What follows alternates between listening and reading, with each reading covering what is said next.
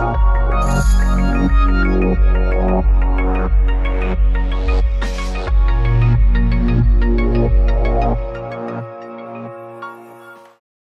assalamu alaikum, Sat Sri Akal, namaste. My name is Farheen Khan and you're watching the AZEEZA show.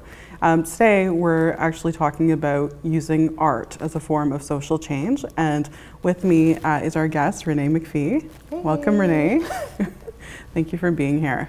Thank you for inviting me. For sure. Yeah, so Renee, I mean, we've known each other for quite some time. It's been a while since we've seen each other, but I remember very vividly the kind of work that you had done, you were doing at that time, and the writing and things like that. So maybe if you can share with us, with the audience, like tell us about yourself. Who are you? For sure. That's such a weird question. Like, tell me about yourself. I'm a queer Black immigrant woman. What else? I have a chronic disability.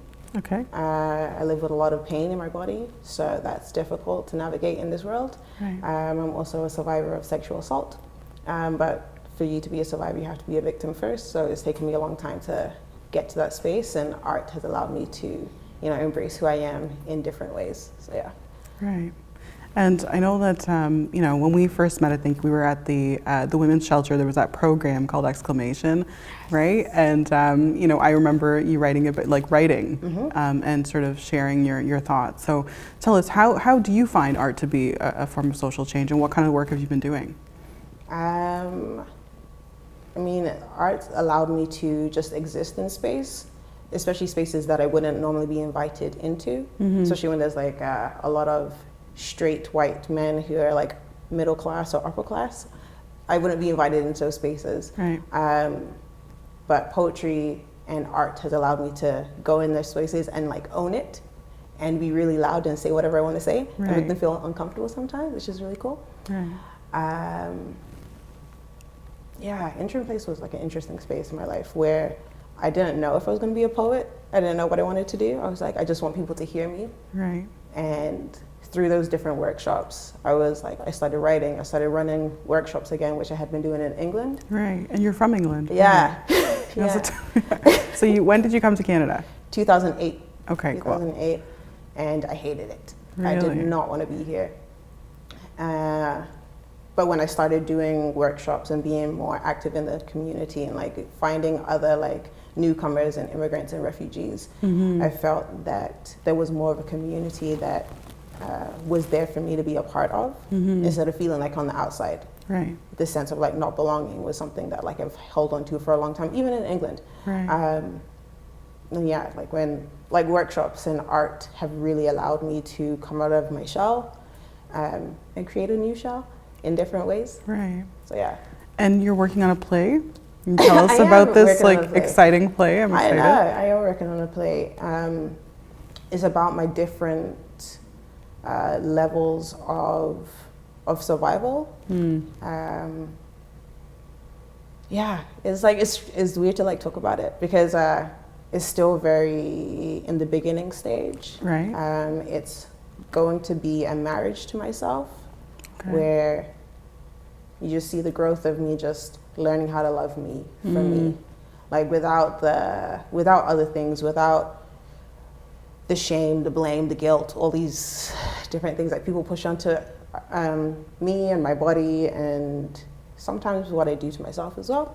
So yeah, it's a moment of self-love. Right. And I'm super excited about that.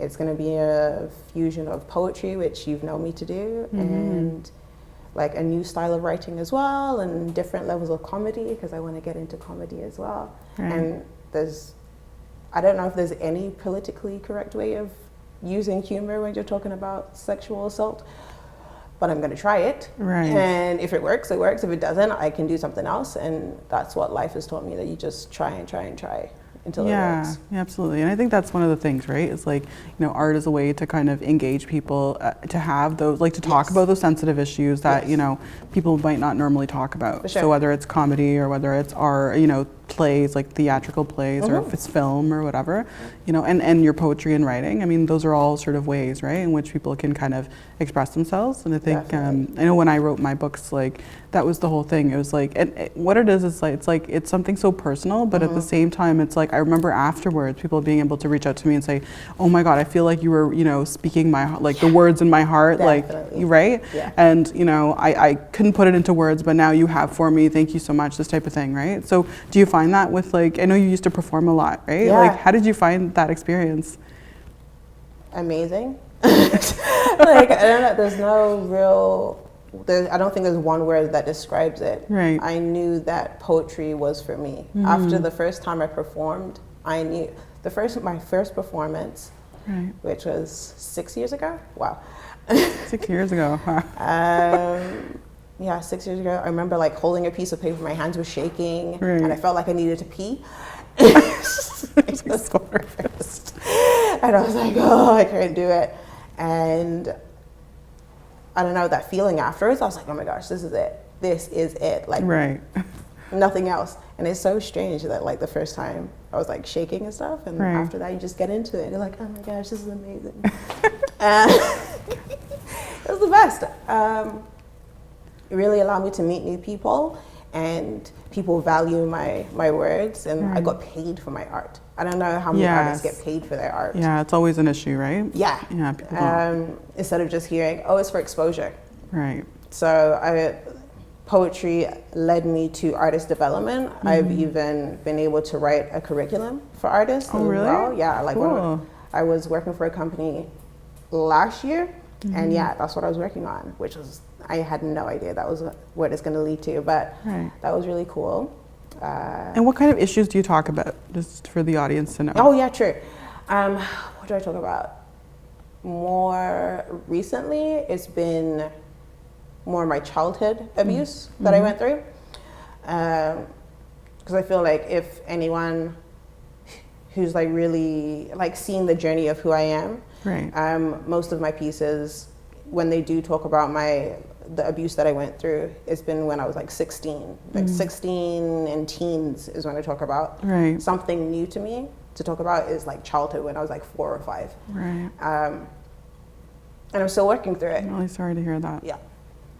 Thanks. Yeah. But I think it's necessary for me to work through it. I think that's why the play came up. I'm pretty sure I was like in bed one day and I was like, oh, I need to write a play. What? Yeah. I don't want to write a play. It's okay, I do the same thing. On 2 a.m. like ideas, right? Like, shouldn't I be sleeping? No. Yeah, and it was just this journey of, I don't know, it's been interesting. Life has been interesting. You just kind of ride the waves. You ride the waves and you write about whatever feels right in the moment. As soon as I felt like I was writing for other people, then I stopped. That was it. I stopped. When I felt like I had to make all my pieces sound positive, or I had to make all my pieces sound like positive affirmations, I was like, this isn't coming from a genuine place for me, especially if I'm depressed or I'm anxious, or I didn't like myself this morning. Yeah. And I think that's why I started trying to create spaces where I could do my own performances instead of people just paying me to perform at their events, because then they're looking for a certain sound. A specific message, right? Yeah. And I didn't like that. But to some extent, I was like, whatever, like gets my bills paid. But then I was like, I can't do this anymore. Right, because it's actually, I mean, ultimately it's about being authentic to yourself, right? And your voice. Yeah, for sure. Definitely. Yeah. It's been a journey.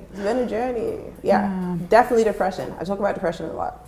That's one thing that I feel like a lot of, I can't speak for everyone, but definitely in my family, and my family are Black, and we don't talk about mental health enough. Yeah. Sure. It's I think the same in a lot of communities. Yeah. Definitely. Yeah.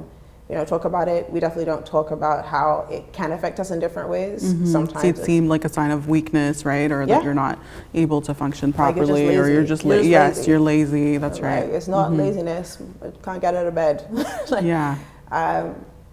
So trying to bring light on those kind of different like topics that my parents may not have wanted to talk to me when I was younger, but now we can talk about those things. Right. I never would have thought I could talk to my mom about depression, and now we can. Like, my mom's like this to me. That's good. So yeah, we're in a better space now. I think poetry's allowed that. Yeah. It's given me a lot of confidence. Right.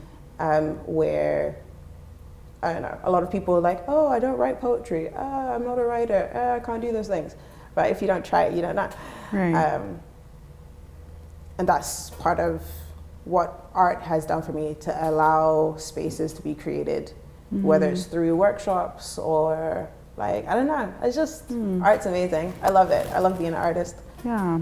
So I want to ask you something else. So in terms of like, just to kind of build off on this piece. So art for you as an individual, this is really important, because I know that like for me as well, like when I wrote my books, it was very cathartic for me. I was like, wow, like, you know, I've put my experiences post 9/11, being attacked and all of those things, like the struggles of my life on paper, right? And I was able to kind of share that, and I felt this form of healing when as I wrote it and kind of shared it out there publicly. And then I think part of my personal journey, and you tell me if this, you know, what your thoughts are on this, is like, was all about, you know, trying to actually shift the way in which people saw me as a person, but also saw my community, right? And so like, I was really trying to kind of educate as I went along, to be like, okay, you know, if people in the world are Islamophobic and they're trying to, you know, pigeonhole us into being a certain way based on what they see on their TV screens, how can my book be, you know, something that sort of challenges that, right? So what are your thoughts on that?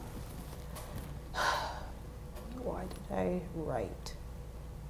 Writing was my escape. Okay.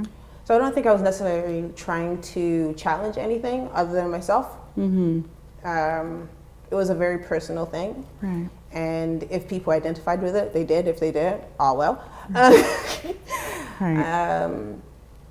And then when people would come up to me afterwards and be like, oh my gosh, I identify as that, or I can relate to that. Right. I wish I had said that to my boyfriend or my girlfriend or whatever. Right. I think that's what poetry was for me.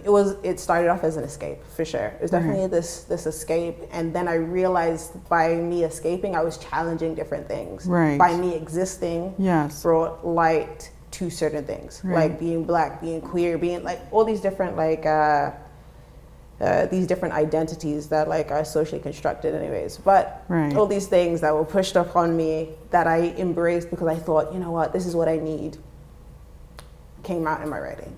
Right. So I felt like, yeah, my writing challenged things, but that wasn't the aim. The aim wasn't to bring light to being black and queer, even though some of my pieces seem like that. Right. Like I was trying to find a piece to share today, and then I couldn't find one. I was like, oh my gosh, like, how come I don't have one? But then the title of one came up, and it was the Power of P. And it's about breaking down the walls of patriarchy and being a strong woman, whatever woman means to you. Right. But just the letter P is throughout the whole thing. Like it's like fantastic. Like not even it's just one of my best pieces that like really feel like it's challenging something. Right. Yeah, my aim wasn't to challenge anyone. It was just to exist like peacefully. And as I was doing that, I felt like a lot of people were drawn to that because I just seemed very rebellious without trying. It was a very natural rebellion. Right. Instead of, I'm going to flip a table. I'm really mad and angry at the world. I'm not angry at a lot of people. I think I've become angry sometimes, but for the most part, I'm not. How can I put this in a way that the people who have hurt me, or their words that have hurt, I don't really hate them. It's kind of like, this is your life and this is what you've chosen to do. Okay, cool. I've made my own decisions. I'm not perfect. Fine. Do you? Freedom of speech. Who cares? Right. Well, why don't we take a quick break? Yeah. And then we'll be back. So we'll be back in a few minutes.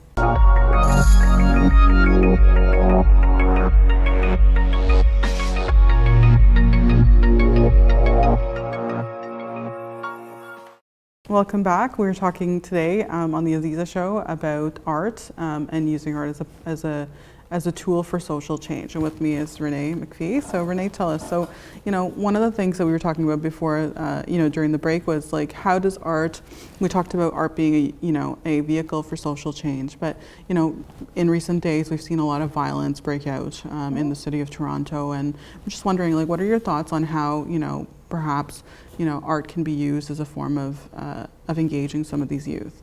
Yeah. Gun violence is something that like affects me directly because it's been something that's like been in my family.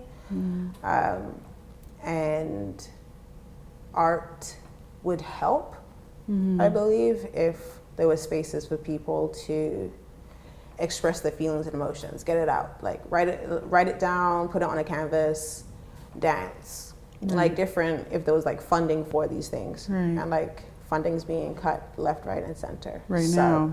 Yeah, trying to find spaces where you can be yourself and get that extra energy out, and that potential aggression or that sense of community. That's one thing that I didn't feel like I had growing up, was a sense of community.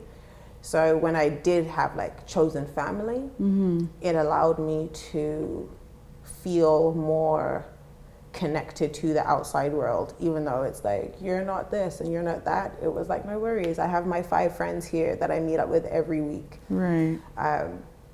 It creates structure when you have like a community or like a youth group to go to. It creates a sense of, I belong here and it's okay. Even if life is really horrible, even at home, if you have that mini break at school or a community center, if you're allowed to go into those spaces, because like some people don't have the freedom to do that when outside of school, right? But yeah, like I think that art in different ways, like the spoken word, like I feel like there's a difference between poetry and spoken word. Spoken word is more connected to the roots of hip hop, and I feel that that would connect a lot of people as well. And there's organizations like Unity, there's organizations like Rise that are in Scarborough, you know, and some people wouldn't know about that. And they're like free events. They run free event, like Manifesto is an event coming up, and it's like they have events throughout the year, but then there's like the big events that they do, and they're free. Like most of their events are, and it's so awesome because it's really great to see like people of color just come together and really just love one another and not feel like, oh my gosh, I'm going to be hurt here, I can't be safe. Yeah, art brings us together, or it can do, if we allow it to happen. Yeah. And what if I can ask you, I mean, you've talked about the fact that, you know, like gun violence in particular is something very close to your family. So would you be willing to share with us like how that is connected to you, and like what, like where, how you found your voice, or like how did you find art? Gun violence. I have family members who've gone to jail, who've been locked up because of their association with certain folks. And if they had a space where they could have spoken about their feelings and emotions, they wouldn't have potentially gone down the route that they picked. Because I feel like this is my opinion and only my opinion, but I feel like they could have had a choice, and they made their choice because they found a sense of community in a gang. And we hear this a lot, right? In terms of feeling gangs a sense of belonging. Yeah, gangs are families, no matter how much like there's negativity, and it's really toxic, especially like for men. There's a lot of toxic masculinity that stops you from being who you really are. Yes. I just feel like if there was like more mentorship and more like a sense of, especially in like male communities, like if there was a sense of like brotherhood, we could do better. Like we could do better as a people, individually, collectively, as a society. We could do better instead of, oh no, it's just those groups over there, it's just those groups over there, they can do better, or let's just leave them to kill themselves off. Because I've heard like a lot of different opinions, even from family members. When some of my family were locked up, I heard a lot of negativity. Well, they deserve it. No one deserves it. No, exactly. Like most people that do get locked up, they made a wrong decision. And one, the system isn't there to protect people of color. So, yeah. Yeah, we see that, right? There's a higher number of racialized people in jails. Yeah, Absolutely. And what do you do afterwards? After you have a criminal record, what do? You're forced to like work in places that aren't there's no growth for you. And if there's no growth, then you're just gonna go back to the ways that you made money before. So it's just this real cycle of just like the system isn't there to protect anyone other than the ones at the top already, the ones that have created the system. And how did you find, like, given that you grew up in that environment, how did you find, like, what inspired you to start writing? What inspired me? I had no one to talk to. No matter, like, I had no one to talk to. I didn't really have too many friends I could tell the truth. That, you know, I couldn't tell them that I had family members that were sexually assaulting me. I couldn't tell them that I felt so alone. And what does loneliness look like when you have so many friends around you? Right. When you had, like, I was very angry for a very long time. I was just very, very, very angry, and writing and poetry and words, that was my escape. That was the way I got through it. I was like, I'm just gonna write it out. And I remember having a red pen, because that's rebellious. And just like writing it out, just like, life.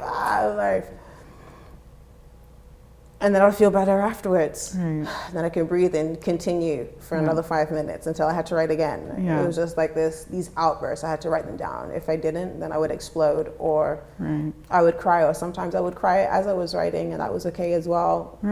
Totally. But yeah, I got pushed into poetry to stay alive. It's been my way of survival for a long time, and then it was a way that I made a lot of money as well.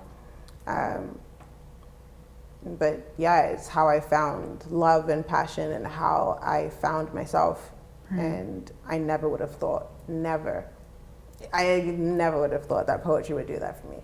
Never. I can't even put it into words. It's like, it's the best feeling to wake up in the morning saying, oh, I'm just gonna do what I love. What? Yeah, totally. Yeah, for sure. For sure. Yeah. So it's really great. Poetry has been really great and wonderful, and it's allowed me to meet certain people and still create new connections and maintain older connections, and be like, yeah, I've done that and I'm still there. It's my foundation. Poetry is my foundation, and from there I've been able to go into fashion, and from there, fashion. That's pretty cool. This is new. Fashion. That's pretty cool. So me and my best friend, we sell clothing. We sell upcycled clothing. Okay. It's upcycled from vintage pieces for the most part. Okay. And we collaborate with artists in the community, and it's just really cool stuff. Like, I don't know, like, I don't want to like boost myself up too much. No, please. But where do we find out more about this? Yeah, so we're called The Original Smiths. Okay. So we're online. We have a website, theoriginalsmiths.com. Okay. Cool. You can find us on Instagram as well. Nice. OG Smiths. Okay. We're also on Facebook. Okay. Yeah, we're like kind of all around Facebook. I'm pretty sure it's OG Smith, so I'm not in charge of the Facebook. Like, it looks a little sleepy. But definitely the Instagram, OG Smiths. OG Smiths, and we do custom made pieces as well. Right. We're always trying to collaborate with different people, especially people of color. Very cool. And it's amazing that I get to, one, work with my best friend, who's amazing. Right. And she makes really cool pieces, and I get to like talk to really cool artists and sell my stuff. Like, very cool. Yeah, it was really, really, really cool, especially because fashion is so dominated by older white people, and that's fine. But I'm not old and I'm not white, so here I come again, challenging things without trying. That's great. Yeah, we were recently in Fashion Art Toronto. Were you? Cool. Yeah, and we were the night that we decided to show our pieces, we were the only Black women showing. Really? And we were the only Black women that like walked the whole way. Like, no one really walks the runway. Everyone just is just really casual. Right. At the end, and we're like, no, we're walking because we're models, and like we're queens here. It was amazing. Yeah. So we're just doing different things. We run workshops as well about women's empowerment. Right. We received a lot of funding for that. So we have a lot of different things coming up. Very cool. That. OG Smiths. We're cool. This necklace is OG Smiths. Is it? Okay, Yeah. great. Yeah. Very nice. All about like natural stuff, natural upcycling, and like just being connected to the universe in whatever way you can, Yeah. and trying to stay grounded because there's rocky times coming. So Yeah. And I mean, some of that's already happening, right? Yeah. Like we're seeing a lot of this stuff yeah, politically, right, in the world right now. it's been happening for a long time. Yeah. I feel like a lot of artists and those connected to anything will know that this is not new information. No, for sure. People of color being used and killed and murdered like isn't new. No. And our voices not being heard, that's not new. Going back to older times that didn't work, but people think it works. Right, exactly. new. Not new. Like, But it still history. hurts, right? Yeah, oh, definitely. It still Yeah. hurts. It still, you know, impacts us, and it's still a struggle. You know, it's just like, and sometimes it can be exhausting. Oh, Right. beyond drained. Beyond draining. Like I try to avoid watching the news for the most part. There was recently a murder that happened maybe 5 minutes walk from my apartment. Really? That happened like sometime this week. Yeah, so it's one of those things that it doesn't get to like mainstream Right. news all the time, but it's still very much happening. Right. And I don't know, they pick and choose. The media gets to pick and choose what you hear Yeah. the other day. Yeah, for sure. I hear you. It's like, yeah, I know. That's it. It's nice to have some allies in the media, and obviously, you know, we're doing our best to try to bring out some positive stories too. Definitely, you're doing a good job. I thanks. appreciate it. Thanks. Like we all appreciate. We need it. It's nice to be invited into a space that wants me to be me. You know, Yeah, for instead sure. of oh my gosh, what did she do? She's black and has opinions. Just like you know, it's Yeah, just no. those spaces where I'm not allowed to exist, and you've allowed people to be themselves, and like I'm thankful for that. So. Oh, thank you. Thank you for being here. Thank you for, you know, we're almost out of time. I just want to say thank you so much for being here. Thank you for being all of who you are. Thank you for, you know, doing all the things that you do, and you know, being that trailblazer. Like, we need more people like you. Thank you so much. All right. Thank you.